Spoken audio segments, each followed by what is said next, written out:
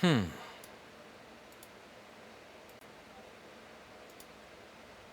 Mm-hmm. Mm-hmm. Mm-hmm. Da-da. Da-da. Da-da. Ba-da. Da-da. Da-da. Da-da. Da-da. Mm-hmm. Mm-hmm. Da-da. Da-da. Da-da. Da-da. Hey everybody, how's it going? You may hear that there is a little bit of wind noise in the background that you don't usually hear in my streams. And that is the sound of a heater. A 6 kilowatt heater. Whose electric bill, whose addition to my electric bill, will be deducted from my rent. Whether my landlord likes it or not, I am not paying for the cost of heating because their building has no gas. Now, first thing we're going to do here is we're going to get started, and I am going to be reviewing this iron right here. Check this out, folks. This is a TS80. This iron is a USB-C charger powered iron. So the cool part about this is that it gets its power from USB-C.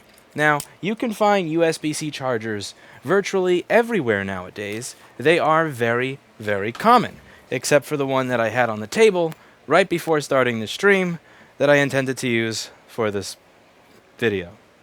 You've got to be shitting me. Here we go. Where'd I put that thing? So here we have a USB-C charger, and the one that came with this thing says it can output 5 volts, 9 volts, or 12 volts. And that doesn't seem like an amount that I'm okay with. So what I'm going to do is I'm actually going to try using this with a MacBook charger. So, because I got a MacBook charger right here. I got this good old thing, and this is USB-C, right?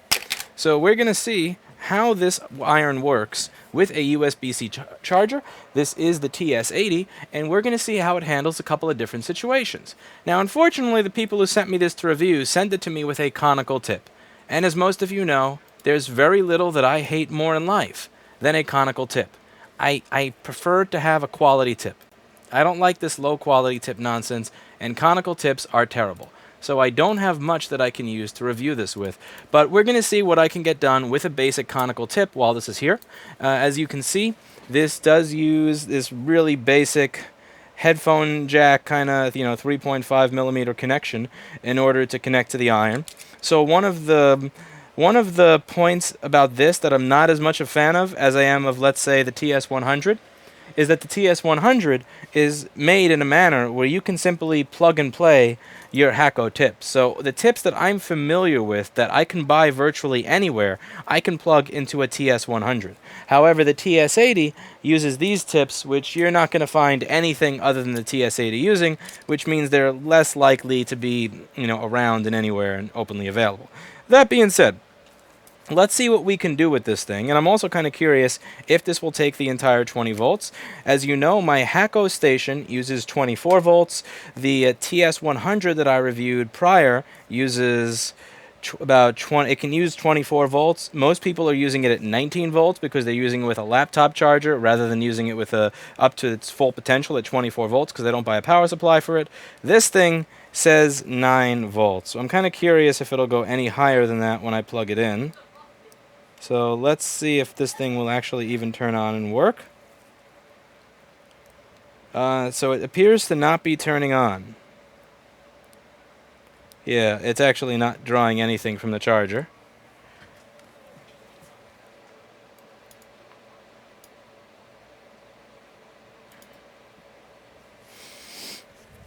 Let's make sure that my charger is plugged in.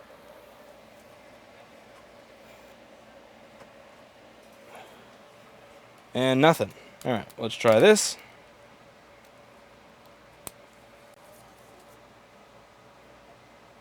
And as you can see, nothing.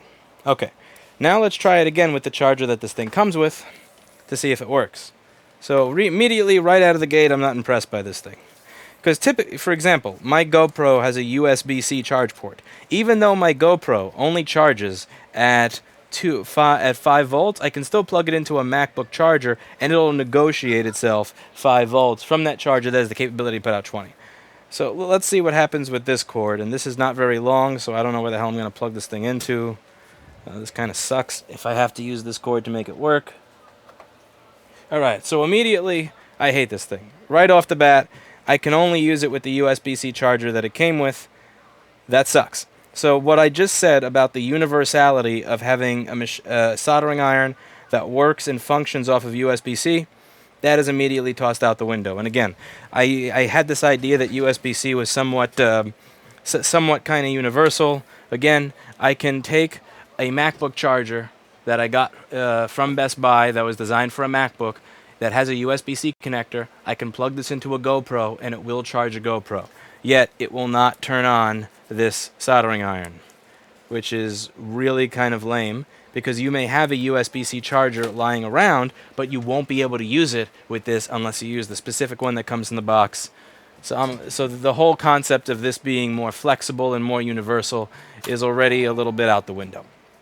Now let's see how we set this thing up. How do you set temperature? Is it simple, or does this works like a HAKKO?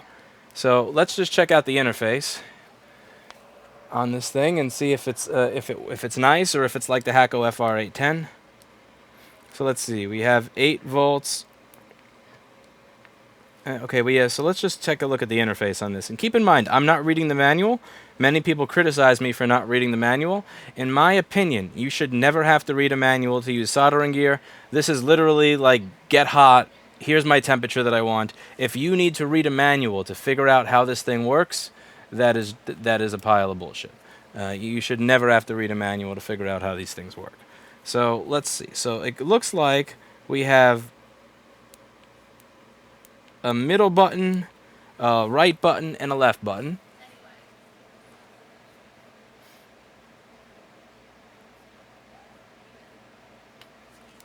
Okay, so what do we got here? So sleep time, wake temp, hand. What the hell is hand? Oh, right-handed. Yeah, I'm right-handed. I don't know what the hell that has to do with anything. So temperature. All right, temperature. What the...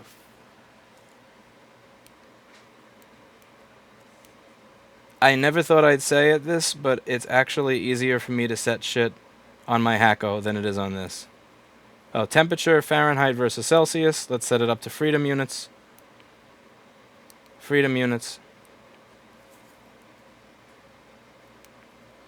This is really a pain in the ass to use, actually. My God. I don't even know if this middle button is a clicker or not, or... I can't tell if that middle button is its own clicker.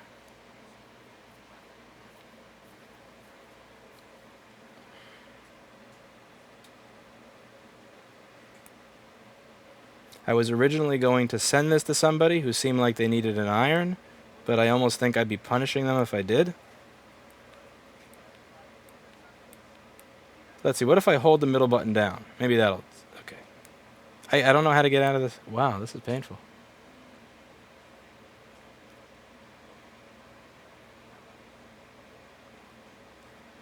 This is actually annoying.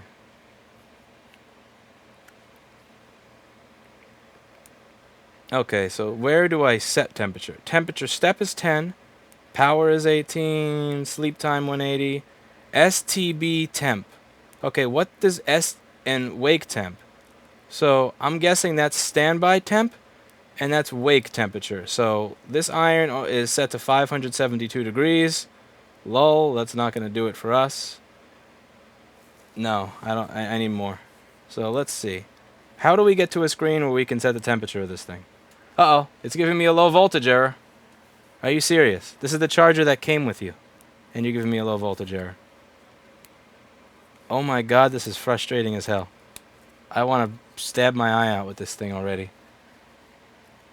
This is so fucking annoying.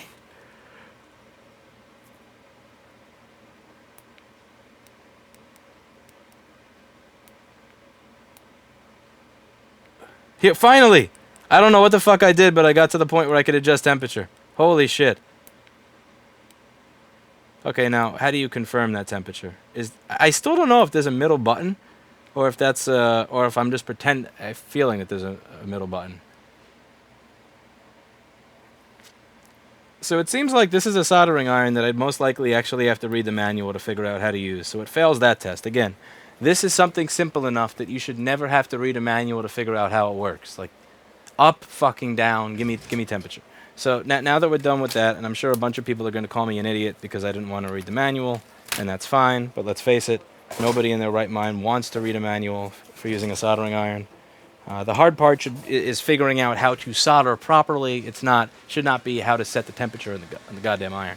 So we're going to do some testing here. Again, I only have a conical tip. It's not something that I like, but we're gonna remove some chips, do some soldering on an air board, and then we're also going to test how it is at, let's say, removing a large solder blob on a DCN connector, if that's the kind of a situation that you're in that you need a soldering iron for. Because some people may have a large blob on their DCN board, and they may need to remove a solder blob from it, and this iron may be just a ticket, if that's what they need to do. But one way to find out. So let's take a look in the microscope.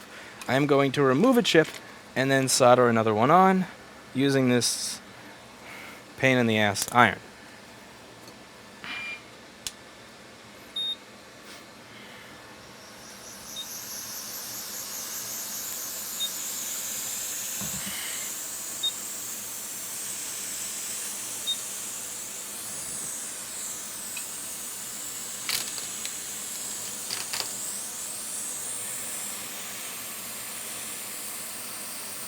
Can you explain when to use conical and when not?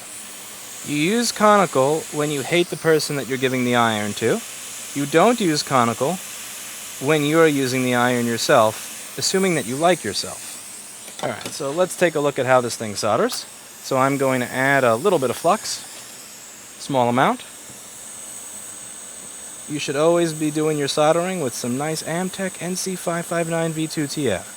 If you don't have Amtech NC559 V2TF, you can check out store.rossmangroup.com. Or your mailbox. Alright, so let's see how this thing works. It's fairly capable. Alright, let's see how it is at wicking, because that's something I'm interested in here. I am particularly curious in how this is able to wick, because some people watching may need to use this iron to wick away a mistake that they made.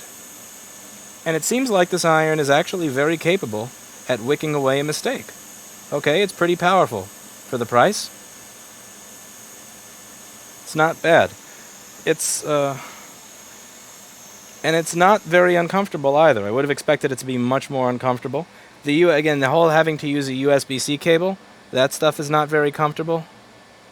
You know, it's not, a USB-C cable is never going to be as elastic as the cords that are designed just to be used for soldering irons.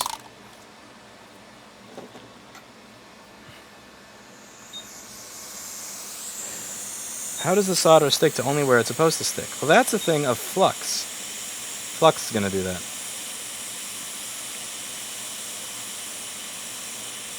Alright, push the chip into place. And add a little bit of flux over there. Now, let's see how this thing goes around, and yeah, does decently. Does decently there. Alright, now we're going to try an alternative. So let's say that we've botched something, and let's say we take something like a DCN connector. Take something like a DCN connector. And let's say that we messed up and added a bunch of solder to this thing because we were trying to fix the pins. So let's say we were doing something like this, and instead of solder going to the pins, you had the iron up like this, and then you got this big blotch of mess over here. This big solder blob gulp. Because it can happen if it's your first time, you know, it's understandable. These kind of things happen, and they're nothing to be nervous about. So you take your flux, like so. Bada bing. Alright. And let's see if this goot wick is able to remove the excess along with this tip. Let's see if this tip is powerful enough to do it. Wow. Like magic. Just removed it all. Okay, so this thing's pretty powerful for its I was expecting it to be much less powerful than the HAKKO, but it actually seems to compete pretty well with the HAKKO. So in terms of power delivery, it's not bad. It ain't that bad. I would actually say it's pretty good in terms of power delivery. Again, this is a conical tip. This is not even a flat tip or a thicker tip. This is purely a conical tip, and it's absorbing solder from a large ground plane quite nicely, and it's also allowing me to do my job. So, yeah, look at that. Like, now you can see that I got a short down here. See that? Now this is the type of thing that could keep the machine from turning on. So if you have a short, this is the type of thing that will keep it from turning on. And let's just get that in the microscope. See that right there? On the 3 pins on the bottom left. So we're just going to take some wick and use this like so. And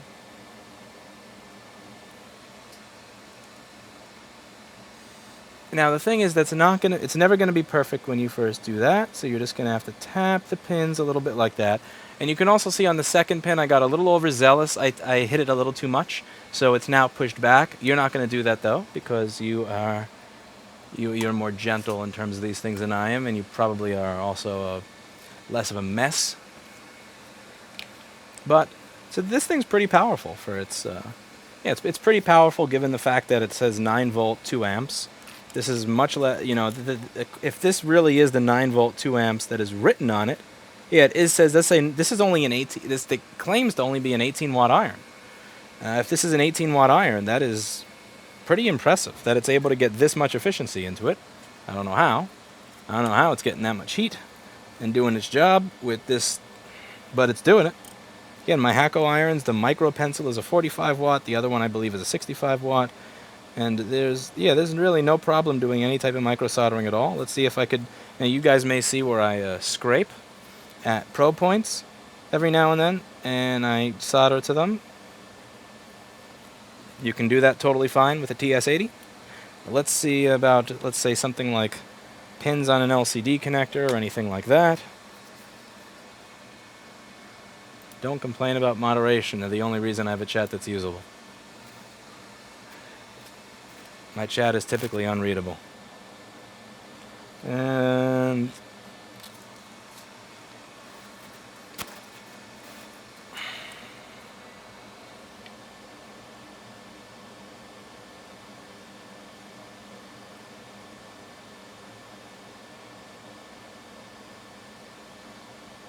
now let's see if I wanted to bridge some pins, like let's say for example pins 2 and 4.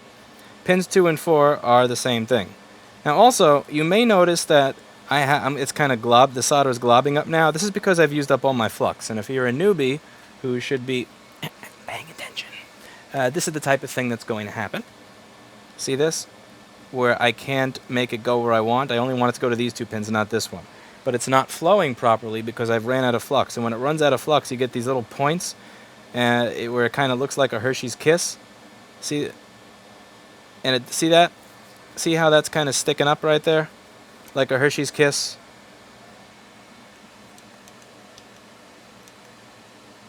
Okay, there's not much lighting there, but let's try. Yeah, see that? Do you see how it's sticking up? That's no good. Your joints should be... Yeah, your joints should not have that Hershey's Kiss like spica to them. Somebody suggested I plug it into my USB-C amp meter to confirm what it's drawing. Yeah, let's go.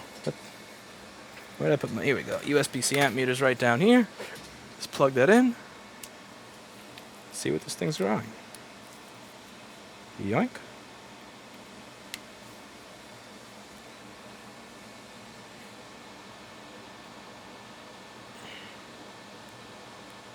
Crap, now I have to figure out how this thing works again.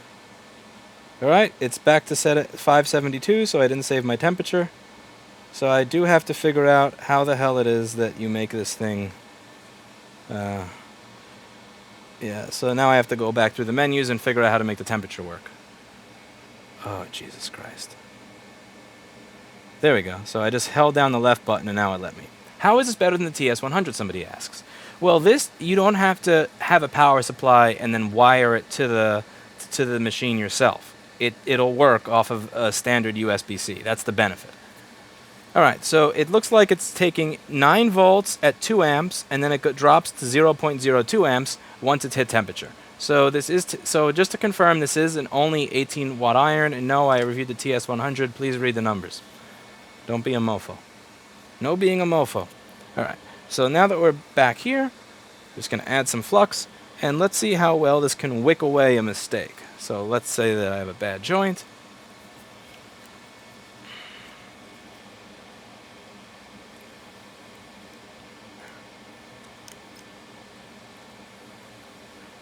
Again, this is a conical tip, so it's not the best example.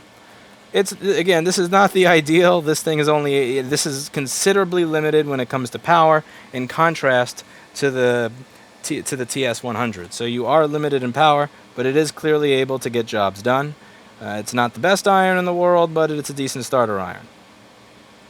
Yeah, so I can't really do drag soldering with a conical tip because conical tips are for plebs.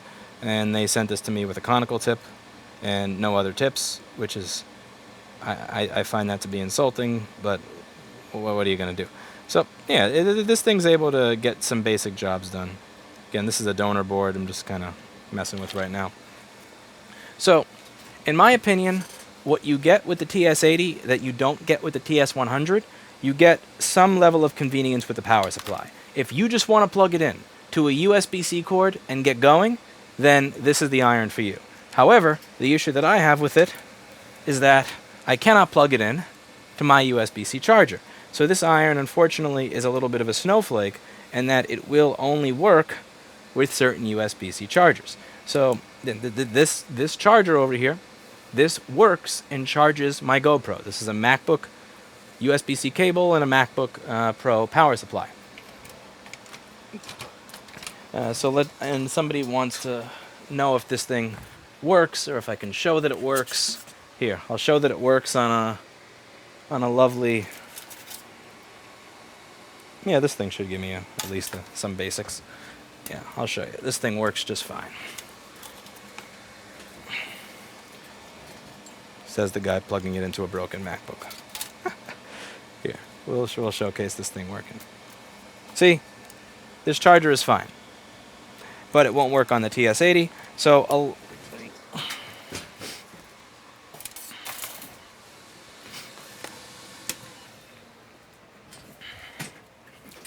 a lot of the praise that I was giving the TS80 was based on the fact that there is a convenience factor to this. And the convenience factor is that you can plug it in to just about any USB-C charger that you have lying around, because USB-C chargers are now becoming ubiquitous. The problem is that you can't. You need to plug it into the very specific charger that it comes with, and it comes with this really short cable, and man. And the downside to this is that this is not as powerful as the TS100. The TS100 is more powerful than this because you power it off of the power supply that you choose. This is limited to 9 volts. A TS100 will work at 24 volts, which is much better. The only thing is you have to provide your own power supply and wire it yourself, which adds a little bit of extra work to it. Not a lot, in my opinion, and they honestly have some of those that come with a 19-volt adapter. It's not as good as what you could get, but you could buy them with the included 19-volt adapter and get started just fine. The other thing with these is that you have these non-standard tips. Again, with the TS100, you can use it with any one of the HAKKO tips that I have over here. So any one of these HAKKO tips. Let me just take out the stuff that's not HAKKO tips. Any of these things, besides the micro ones, but this, all of these tips I can use in a TS100. So you can get, and the thing is, these tips are available virtually everywhere. But this tip with the 3.5 millimeter headphone jack thing, this is something that very few people actually have. So you would have to buy tips specific to this iron, which makes it a little bit more proprietary. And when you consider the fact that this doesn't cost much less if actually I believe when you buy the bundle, it winds up costing a little bit more than the TS100. I can't see any good reason to get this over a TS100 at all. The worst part of this is, again, the interface. You can make fun of me. You can say you're an idiot that doesn't know how to set interfaces. You can say that I don't know how to read a manual.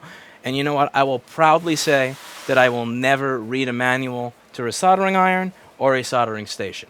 Maybe I'll read it if it's some Zauma with an optical rework system, optical alignment system or something like that. But for this thing, which is plug in, get hot to the temperature I want, you should not have to read a manual. You shouldn't have to fuck with it.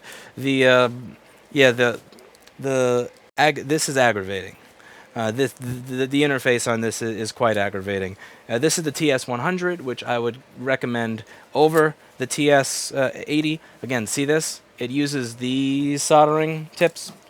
So you could just plug and play. You could plug a HAKKO tip right into the TS100, and these are much more widely available, and there's a much better selection of those than there are of the TS80 tips, and get right to work. I would definitely choose the TS100 over the TS80, but yeah, that's just about that, and thanks for watching.